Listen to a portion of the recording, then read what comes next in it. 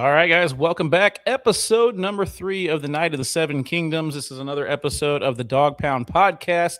Special guests today are Athena Delgado and Michael Gonzalez. In case you guys missed the first 2 episodes, check out K9. I think it's actually still K9 Unit Cornhole on YouTube. So check out that page and then make sure that you're following on TikTok as well.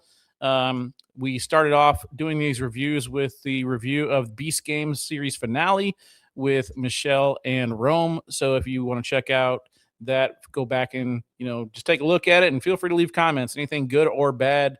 At least about me, I'm willing to hear it. I don't know about Athena and Michael if they're a little bit too sensitive for any negative reviews, but we're having a lot of fun here. I think this is something that we're all pretty passionate about. I haven't really had a chance to talk to you guys about future plans yet, but I mean, House of the Dragon's right around the corner. You guys interested in doing watch parties and doing this again? You having fun? Absolutely. Oh, yeah. Yep. All right. So in case you guys don't know, we were trying to get Trey Ryder on here too, because as big as a book nerd as Athena is, I think Trey Ryder actually has the entire Westeros map tattooed on his back. And he's just a huge Game of Thrones fan. So maybe for House of the Dragon, we can get Trey Ryder back on here, but we know he's pretty busy and wish him the best of luck doing what he's doing. But episode number 3, the Squire. Let's get right into it. We kind of start off with where we were talking about the previous episodes, whether Dunk and Egg have it in them to actually win this tournament. And we find out that basically Dunk doesn't really plan on winning the whole tournament. He just wants to be known for like an hour or so he can land a job somewhere at one of these respected houses. So it starts off with Egg sneaking off, basically stealing a horse to go and train Thunder to be able to fight in this, because we also don't know much about these horses. Thunder in the books, I think I know this much, is a rather older war horse that Sir Arlen used to ride. That's why there's 3 horses. One is used for fighting, one is used for riding, and the other one, I have no idea, maybe just for selling in case something happens. But we're led to believe that these horses are pretty smart, because as Egg is talking to them, they're sitting there nodding their head up and down like, yes, we don't want to suck, and we're introduced to this one-eyed character who is basically a madman. And Egg does not back down from him at all. He stands his ground. He continues to train the horse, and then he goes back to Egg goes back to Dunk, and Dunk starts off with a little bit of hostility, trying to be mad at him for a little bit, and we find out that doesn't last very long. And then Doug begins to teach Egg how to become the perfect squire. He asks him if he knows how to sew, and we find out that not only does he not know how to sew, he's used his talents elsewhere, and he's become this great singer. Let's take a listen. Prince Baelor was the firstborn, Prince Maker sprang out last. Damon was the bastard, so they kicked his bastard. Grass is green in summer, green grass I adore. But grass is red all over, when you kill a rebel. Horses die in battle, this battle was the front. Blackfire's not a trueborn, he came from the rump country, was in peril. The anvil was a rock, the hammer smashed the bastard with his giant feigning host of Dawnish spearmen. There you have it. I love it. So coming to a soundtrack and cornhole tournament near you. Exactly. Oh, man. All right, so Dunk there, he says it's time. He's wanting to enter the list, and Egg is just chilling up in a tree, and we find out that, nope, you can't exactly enter the tournaments on the first day because you're not a highborn, and you're also not a well-known knight. So instead, they decide to run by Burger King and Arby's and Starbucks and make this gigantic breakfast made out of, I guess, goose or ostrich eggs. I can't tell. These eggs were massive. But once again, we find out that Dunk has no game as he's talking to Tansel. you like eggs? I like it. Oh, man. He's such a goon when it comes to that. But, yeah.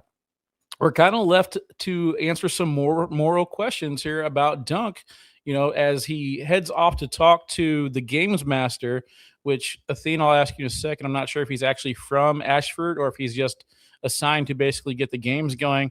But we find out that Ashford's in a little bit of trouble, and that they are offering him a bribe to basically take down one of these knights. And he's basically asked to do what he went there to do. But it doesn't look like Dunk is interested in taking this bribe and winning this tournament. So, Athena, can you tell us a little bit about this gamesman or about Ashford based off of the books? So he's kind of the person who's officially kind of overseeing everything. So he figures out like the pairing, so who's going to fight against who, kind of like enforces the rules and things like that. And what's interesting is he's not like a lord, so it's zero nobility with this guy, which is intriguing. Not a knight, so he's the guy who's overseeing all this stuff, has no experience, isn't anyone really, but he fully controls all of the access to everything. So in a weird way, he's the one who sort of oversees like the history making of all of the people who participates in any of his tournaments. Like he is the gatekeeper for it all. So if he gives the thumbs up of approval, then pretty much everyone is in. But it's so strange to me that he has such power, and it doesn't really go into like the where, which is kind of annoying because you kind of want to know like where did it start, how did he get there, why did he become this whole important person. But he's pretty much the gatekeeper of everything, so he's the one who controls everything from beginning to end. And then actually it's funny because I wrote an interesting note. Where was it? All right, here. So the interesting part is for them, everything that they're doing in their tournaments has literally nothing to do with the sports side of it. It's political from beginning to end. So literally, like you said, if you're a nobody, if there's no name tied to you, if there is nothing, then the gatekeeper can kind of say, no, you're not a nobody. But if he says yes, then you're technically maybe a someone, and everyone's trying to figure out who you are. So it's just, it's the strangest thing because everything that they do is purely politics, 100%. And where does this guy get the power? Why? Yeah, I can definitely see that. But the one question that kind of pops in my mind, if he's willing to make this bribe for the Ashfords and he's there to run this tournament for Ashford, then why is he questioning Dunk or giving Dunk such a hard time when he's signing him up? If he sees this nobody coming into town that he could use as a betting proposition, why wouldn't he just take advantage of it right away? Like you see this guy that obviously doesn't look like a knight, has flies swarming around his face. Michael, I think this is a perfect opportunity to kind of start planting the seed. But, we find out here that Dunk is kind of questioning it. What do you think about Dunk and his moral dilemmas at this stage? Yeah, it's interesting. Because I think, as you look at some of the other series and you look at knights, you see two different types, right? The moral knight who's there for the people to protect the innocent. And then there's knights that work for the king strictly, or the houses strictly, and they're willing to kind of abuse people. And so, Dunk really is filling that lane of he wants to make the choice to protect the innocent, but he doesn't realize, I think, there's so much bad going on. I agree. So, Athena, this is George R. R. Martin 101. Do you need to be a knight? Even Tanzel says all knights are fools. You look at the knights in the history of these George R. R. Martin series, and that's always been the moral question is between what's good, what's wrong. Ned Stark was a man of honor, but then he had his whole moral dilemma too. Then we have this back and forth with Jaime Lannister's personality and the Mountain versus the Hound, Brienne Tarth. We get all these different questionable, or I guess questionable knights or not knights. And I think that's one interesting question that the series is bringing out to the forefront here is, are these knights actually good people, or is there a lot of gray area that they could step all over?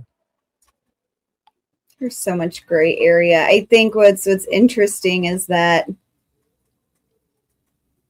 it's not an ideal. I think for all of them, like they're fighting for an idea of what they think they need to be. And I think the problem is, again, it's politics that come into it, and it's what's pulling everyone. You have money, you have love. You talk about like Brienne of Tarth. She loved what she did, and she was so noble because of her word. And to a lot of people, I think you can tell the difference between the bot knights and the knights who are actually the ones that are good. I mean, in and out, poor Duncan, he's truthfully showing what a knight should be, because he really wants like its honor, its trustworthiness. Like he's doing things again so goofily, but in his mind he thinks that's what it is. And the sadness is, it kind of begs to question, is it even worth being a knight? And in reality, probably not, because all of the true heroes who have their names ingrained everywhere typically probably bought that and got it written in a book. I think there's a part even in Game of Thrones, if you go into one of those episodes, I think there's a point where like Jaime Lannister had this conversation, that writing stuff inside of one of the books, and he went over to the tower and they're having all these conversations, and Joffrey was like, that's easy, I'll erase your name, we'll just take it out of history, or we'll change it, I'll say that you ran off like a little girl. Like he does this whole thing, and it's like everything could be totally changed. Like the people that you think are good maybe aren't good, or the people that you thought were bad maybe weren't, because one person with a swoop of their pen decided to change it. Whereas some of these characters like Dunk, he's actually fighting for what he thinks the true idea is. So yeah, it's interesting that you bring up that book point too, because I do remember an episode where Jaime is sitting there with Joffrey, and then there's like another knight or a Kingsguard who's a bad guy, and he basically says, Sir Duncan the Tall, there's 4 pages here, he must have been a great knight. But then the question that I keep bringing to myself, and I'm not gonna lie, I've watched the entire season, and Michael, I don't know if you feel the same way as I do, I still don't know if Dunk has been knighted. Like I have that question in my body, that I don't know if he's been knighted, but the stories that are put in this book, I have to believe come from Egg. So Egg is in Dunk's corner no matter what. And the question that I have is, did Dunk actually do all this, or is Egg embellishing a little bit? So again, kind of looking forward to seeing how these Night of the Seven Kingdoms play out over the next few seasons. But I don't know if I want to spoil myself and read the books or not, because I enjoy watching it as I discover it. But at the same time, I'm okay at being open to the lore and figuring out what happens. So let's kind of get into these nights a little bit. We go into the actual tournament, and we see the Bright Spane or Bright Flame? I think it's Bright Flame. Anyway, Aerion Targaryen makes his way into the tournament, and he walks by his cousin, Valar, and says, no, you're good. I'm not going to fight you right now. I'm going to make my way over to Sir Humphrey Harding, and I'm going to get him out here. And when they're out there, he's like, nah, I'm not going to play this fair. I'm a Targaryen. Get out of here. I've been manipulating the entire situation. It's not going to stop now. Dunk catches it right away, Michael. So this is another situation where we know that Dunk has a little bit of knowledge as how to fight these things. But he goes low, takes out the horse, and then that's pretty much a good time to dip out, because the townspeople, we also noticed that back in the, I guess, House of Dragon days, Athena, they're not going to attack the Targaryens like we're seeing here in this episode. So that just kind of lets us know a little bit more about the Targaryens losing their power. But we get if you didn't already get a solid impression that Aerion is not a good guy, this further validates it. One thing that we know about TV shows and history is you never attack the animals, man. There's so many people that have soft hearts, and they're not buying it, they're not digging it. But we get to see just how big of a piece of shit he is. So the tournament kind of cuts off early, and we go back to Sir Lionel's tent, and we have another honorable tale about this lady named Alice. Lost and dead, returned him flat, now feeling awfully clam. Oh, Alice with 3 fingers, a copper in a glass, and 2 fingers less than most, she'll shut up your eyes. Ah, feeling down alone, I tried to buy a pinky, but I got the whole of both. So there you go. It's a very musical episode, in case you guys can't pick up what we're putting down here. So this is obviously a story of a prostitute or noble woman who was born with less fingers than desirable, and Dunk and Egg somehow find a way to turn this into a story of hope, and that even though she was born without the most opportune circumstances, she makes the most out of it. And Dunk and Egg are like, yeah, good point. So anyway, I just found that kind of funny. But Michael, how did you take that song, man? Did you feel like it was a noble song, or just a bunch of drunk guys? Actually, when I was watching it, it was more just like a drunken song, and I was again those scenes right there where they're all cheering, go hey, and smashing their mugs on the table. That to me is the Game of Thrones scene. You know what I mean? And so that's what's really been tying this series into Game of Thrones for me, is scenes like that where they're all cheering and stomping their mugs and singing. So I actually wasn't paying attention to the words as much when I first watched that through, and so some of that I missed some of that. That and adding it to the story. Yeah, I mean, Game of Thrones shows are one of these where I have to turn on the subtitles because, one, I can't tell who Aaron, Baron, Darren, Darion, Arion, Argion, Aelion are, so I have to make sure I'm understanding the right people. And the second thing is you never really get the full story of what these hidden songs are until you actually listen to them. I believe Ed Sheeran actually sold a pretty good song in Game of Thrones episode. So if you haven't seen Game of Thrones, watch every single episode until you find that. Now they leave the tents and they run into a fortune teller, which Athena is probably just giddy to talk about here, because she's basically saying Dunk is going to be a great person and Egg is going to be king, and when he dies, everyone's going to cheer. So that is a very interesting person as a show only watcher, Michael. I don't know about you, but I was kind of like, oh, okay, like I know that there's a Mad King somewhere along the lines, but I don't exactly know if it's Egg or where it comes into play. But Athena, this is your moment to shine. What did you take from this little fortune teller? I loved it simply because everything, especially in the Game of Thrones universe, there's a prophecy. They believe in their hearts of hearts that there is a prophecy, it will happen. And typically prophecies tend to happen in Game of Thrones specifically. So something around it is. Now what's interesting is that when they talk about like Egg's future, so king, he gets mourned differently, and you find out kind of why later on at some point, and that might be way too far in the future, and I'm probably spoiling something horribly right now. But what's interesting though is a lot of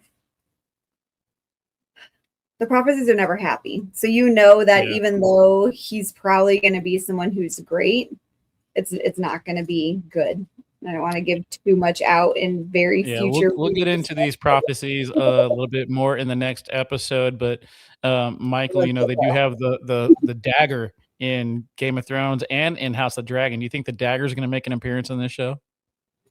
I feel like if not this season, it definitely will be coming. Yeah, it just makes sense.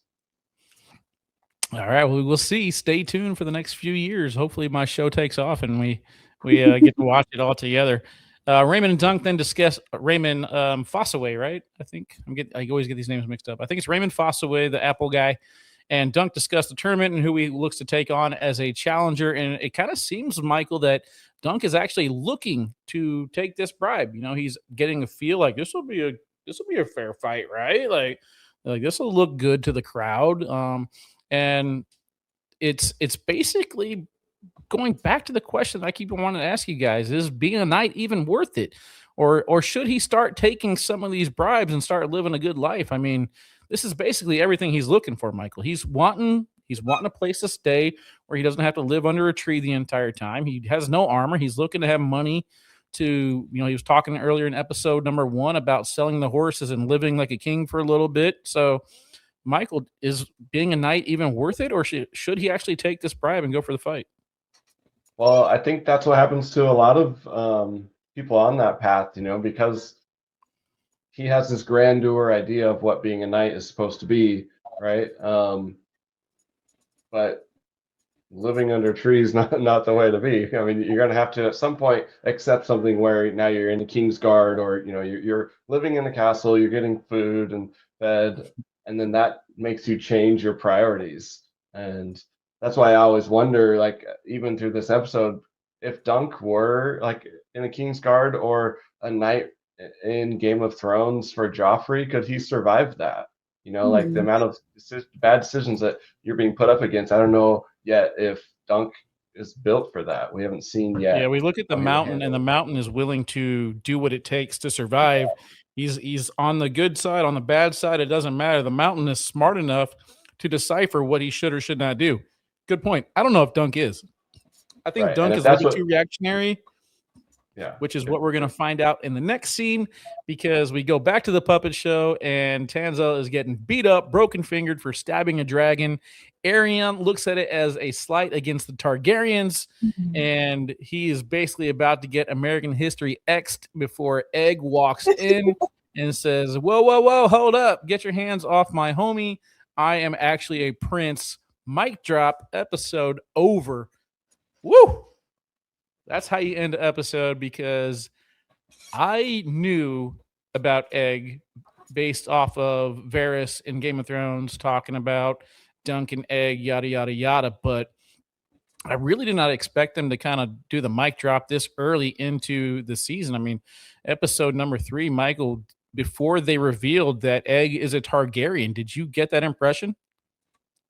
I knew something was going on, and like you said earlier on, when the Targaryens were coming into town, and he dipped out, there was something there, and I hadn't fully seen what was happening yet. But seeing that come to fruition, this early in the season was pretty cool. Did we lose Wally, or did you lose me? No, might have lost Wally. Okay. Wally. Wally. Back in here. Oh, there he is. You might be able to hear me, and I heard him. There he goes. Athena, talk about this real quick while I fix this camera. So talk about it. Oh my gosh. Well, I like how you say that though, Michael. And what's interesting is we talked about, episode 1, where you said how you like how they touched on their friendship and kind of how that was building.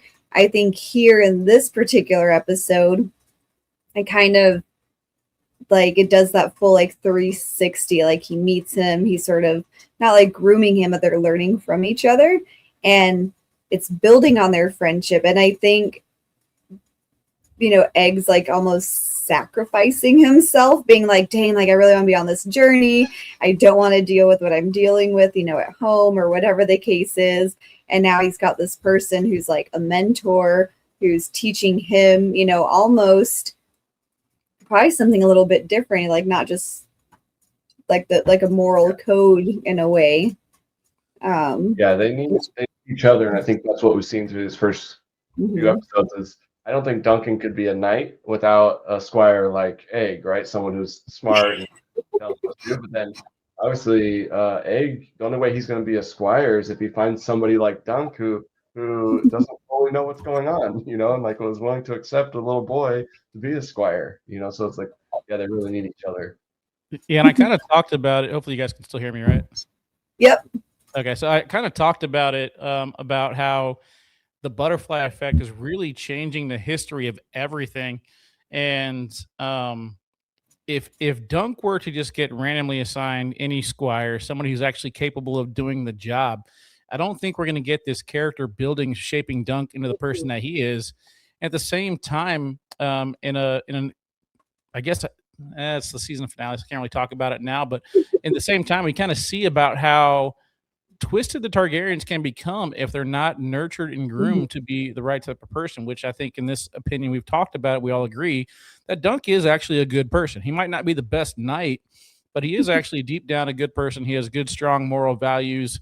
He teeters a little bit with the gray area, but at the same time, the things that he's teetering with, I mean, it's like we're talking about stealing a Snickers. We're not talking about killing a cat. So it's a little bit different here. But all right, I can't get my camera to work back on, so I guess that's a sign that we need to wrap things up. So episode number 3, The Squire. Michael, let's go back to you. How many bones are we giving this? Yeah, this one is where it really starts getting good for me. I'm gonna go all the way up to 4.5 on this one. 4.5 bones for the Squire. I like it. All right, Athena. You know, I have to go with Michael too. 4.5. It's getting a lot 4.5. better. There we go. Yep. All right. So 9 out of 10 bones. I was a little worried whenever we started off with 5 bones on episode number 1, but it looks like both of you guys are getting into it quite a bit. That's going to do it here for episode number 3. Tune in next time, guys. We'll be back with episode number 4, 7, titled 7. See you.